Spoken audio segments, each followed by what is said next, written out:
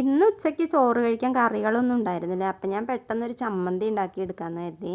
അതിന് വേണ്ടിയിട്ട് മുറ്റത്ത് തന്നെയുള്ള കാന്താരി മുളകാണ് കേട്ടോ പറിക്കണത്. അപ്പോൾ കാന്താരി മുളകും പിന്നെ കറിവേപ്പിലയും ഉള്ളിയും ചെറിയുള്ളിയാണ്, ചെറിയുള്ളി, ഇഞ്ചി, പുളി, ഉപ്പൊക്കെ വെച്ചിട്ടാണ് കേട്ടോ ചമ്മന്തി അരയ്ക്കണത്. അമ്മിയിലാണ് അരച്ചെടുക്കണത്.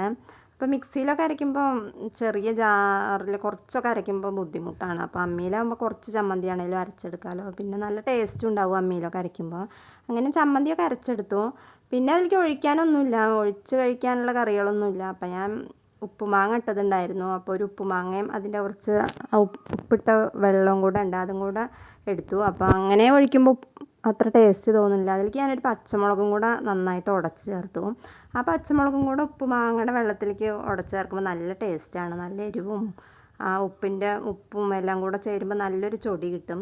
അങ്ങനെ ഉപ്പുമാങ്ങയും ചമ്മന്തിയൊക്കെ കൂട്ടിയിട്ടാണ് കേട്ടോ ഇന്ന് ഉച്ചഭക്ഷണം കഴിച്ചത്. അപ്പോൾ നിങ്ങൾക്ക് ഈ വീഡിയോ ഇഷ്ടപ്പെട്ടെങ്കിൽ സബ്സ്ക്രൈബ് ചെയ്ത് സപ്പോർട്ട് ചെയ്യണേ. നിങ്ങൾക്ക് ഇതുപോലെയൊക്കെ ചമ്മന്തിയൊക്കെ ഇഷ്ടമാണെങ്കിൽ ഒന്ന് കമൻറ്റ് ചെയ്യണേ.